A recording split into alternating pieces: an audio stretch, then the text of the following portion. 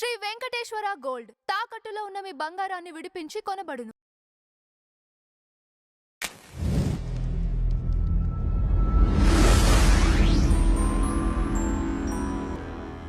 గురుగారు నమస్కారం. శ్రీమాత్రే నమః. సార్ మొన్నటి వరకు సోషల్ మీడియాలో ఈ వరలక్ష్మి వ్రతం వ్లాగ్స్ చూసాం సెలబ్రిటీస్ నుంచి. ఇప్పుడు గణపతి పూజలు లేకపోతే గణపతిని మనం ఒక 5 రోజులు పెట్టుకుంటే ఈ 5 రోజులకి సంబంధించిన వ్లాగ్స్, నిమజ్జనం టైంలో వ్లాగ్స్ సేమ్ సెలబ్రిటీస్ నుంచే చూస్తున్నాం. ఇంతవరకు తప్పులేదు, చేసుకోవచ్చు, పూజ చేసుకుంటున్నారు కాబట్టి చేసి పెట్టుకోవడంలో తప్పులేదు. కానీ దేవుడి పేరుతో కూడా వ్యాపారం అంటే ఎలా అంటే, నేను పలానా ఈ గొలుసు వేసుకున్నాను ఈ పూజకి, మీరు అక్కడి నుంచి తెచ్చుకోండి, ఓకే, నేను ఈ చీర అక్కడ కొనుక్కున్నాను, మీరు కూడా అది తీసుకోండి, మీకు కావాలంటే అక్కడ తీసుకోండి. ఇట్లా రకరకాలుగా అంటే వాళ్ళు స్పాన్సర్స్ అన్న విషయం చాలా మంది ప్రజలకు తెలియకపోవచ్చు. ఇక్కడ దేవుడి పేరుతో కూడా వ్యాపారం చేయొచ్చా? ఇలాంటివి ఎంతవరకు సమంజసం అంటారు?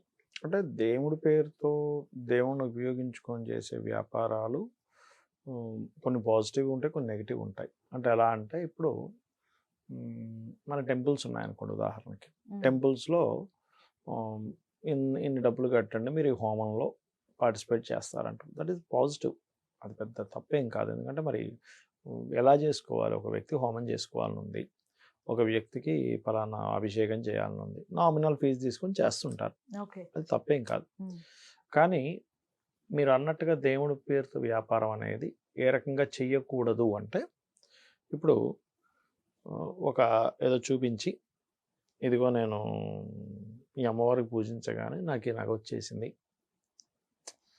నాకు ఇంత పెద్ద హారం రాత్రి కలిసి వచ్చేసింది, అందుకనే ఇది చేశాను, ఈ అమ్మవారితో పూజ చేశాను, లేకపోతే ఇంకోటి ఏదో, అంటే ఆ దేవుణ్ణి అక్కడ ఇన్వాల్వ్ చేసి వాళ్ళని చీట్ చేయడం అంటారు దాన్ని. అలాంటివి మాత్రం చేయకూడదు. ఓకే, అంటే ఇప్పుడు కొంతమందికి ఉంటుంది, కొంతమంది శక్తి ఉంటుంది, ఉండదు నేను చెప్పట్లే. ఇప్పుడు ఇప్పుడు మన కనకదార స్తోత్రం మరి ఆదిశంకరాచార్యులు వారు చదివినప్పుడు ఉసిరికాయలు పడ్డాయి. మరి ఆయన ఎవరు? సాక్షాత్ శంకరుడు, శంకర సాక్షాత్ శంకర అంటుంటారు, అంతే కదా. అతను చదివాడు కాబట్టి లక్ష్మీదేవిని పిలిచే శక్తి ఆయనకుంది, వచ్చింది, ఇచ్చింది. అలాగే కొంతమంది గురువులు ఒక జపం అంటే ఒక రకమైనటువంటి మంత్ర సాధన చేసినప్పుడు కుంకుమ పైనుంచి పడడం, అలాగే కొన్ని గాజులు రావడం కూడా జరిగాయి. ఒక స్వామి అంటే నాకు కరెక్ట్గా గుర్తు రావట్లే పేరు ఇప్పుడు. ఆయన 300 సంవత్సరాలు బ్రతికారు. ఆయన 300 సంవత్సరాలు. మనిషి చూస్తే ఓ 40-50 సంవత్సరాల వ్యక్తిలా ఉంటాడు మనిషి చూడడానికి. ఓకే, అయితే ఆ స్వామిని ఏదో మ్యాజికల్ చేస్తున్నాడంట అని చెప్పి జైల్లో పెట్టారు. జైల్లో పెడితే వితిన్ సెకండ్స్లో మళ్ళీ జైలు పైన ఉండే గోడల మీద తిరగడం మొదలుపెట్టాడు. ఏంటంటే ఆ సిద్ధులు ఉండి నిజంగానే సిద్ధిని చూపించడం వేరు, ఏమీ లేకుండా జనాల్ని చీట్ చేసి ఇవో నాకు దీనివల్ల వచ్చింది అని చెప్పి చీట్ చేయడం వేరు. నిజంగా సిద్ధి సంపాదించుకునే వ్యక్తి అలా చూపించాడు తీసుకొచ్చి, ఇదిగో నాకు వచ్చింది. ఎందుకంటే ఆ స్టేట్ ఆఫ్ మైండ్ వేరే వెళ్ళిపోతుంది. ఇప్పుడు ఎలా ఉంటుందంటే, సత్యంలో బ్రతుకుతుంటాడు, సత్యంలో బ్రతికి ఇది చేస్తుంటారు.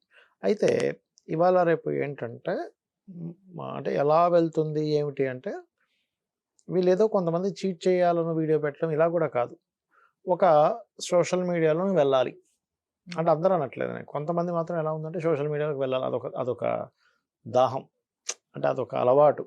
నేను ఆఖరికి వాళ్ళు ఫుడ్ తింటున్నా అది తీసుకెళ్ళి స్టేటస్లో పెడతారు, అది తీసుకెళ్ళి ఫేస్బుక్లో పెడతారు, అది తీసుకెళ్ళి ఇన్స్టాలో పెడతారు. వాడు తింటున్నా, తాగుతున్నా, జిమ్కి వెళ్ళి ఎక్సర్సైజ్ చేసిన, అంటే జిమ్ ట్రైనర్స్ వేరు, మళ్ళీ జిమ్ ట్రైనర్స్ ఇన్స్టాల్లో వాటిలో పెడుతుంటారు, అది వాళ్ళ బిజినెస్ పర్పస్లో. అంటే వాళ్ళు మరి ఎట్లా రావాలి మార్కెట్లోకి కాబట్టి ఇన్స్టాలో పెడతారు.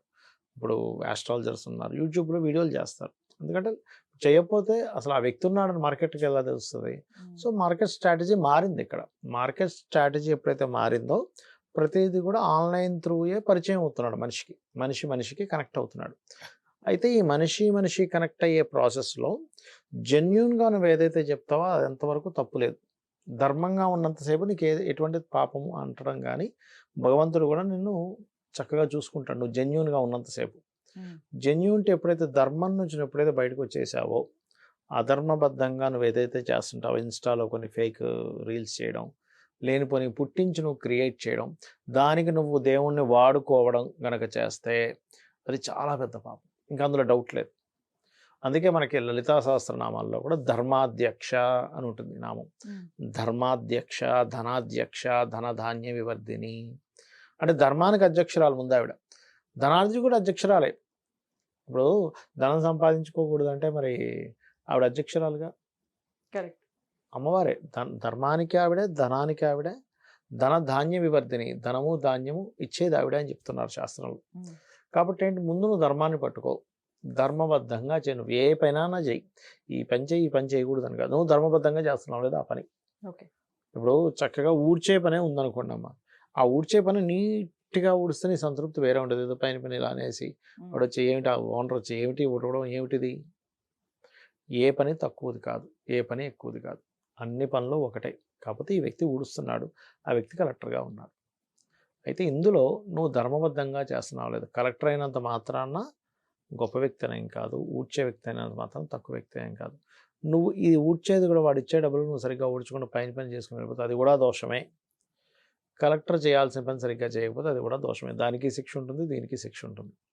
అయితే మీరు అడిగినట్టుగా ఈ దేవుడు అనేటువంటి నెపంతో అవతల వాళ్ళని మోసం చేయాలనే కాన్సెప్ట్తో నువ్వు మైండ్లో కనుక చేసావు అంటే మోసం చేయాలని, మోసం చేయకుండా చేసేవేం కాదు.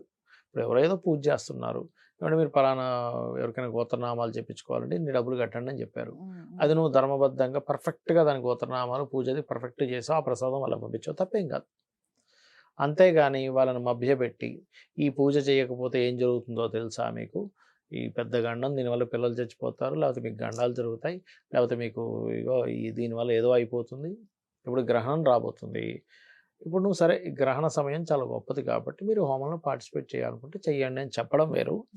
ఈ గ్రహణ సమయంలో ఈ పార్టిసిపేట్ కనుక చెయ్యకపోతే గ్రహణం వల్ల మీకు చాలా పెద్ద ఇబ్బంది కలగబోతుంది, ఇంక ప్రాణానికి గండం అని చెప్తే అది దోషం అంటున్నాను నేను. నువ్వు భయపెట్టి మోసం చేసి ధనం సంపాదించుకోవాల్సిన అవసరం లేదు.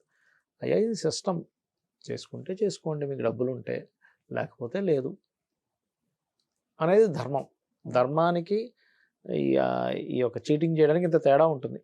చీటింగ్ చేసేదంతా ఎలా ఉంటుందంటే మిమ్మల్ని భయపెట్టేసి మీ దగ్గర ఏదో రకంగా డబ్బులు తీసుకొని అలా ఉంటుంది. ఓకే అట్లా అనమాట. Thank you so much. శ్రీమాత్రే నమః.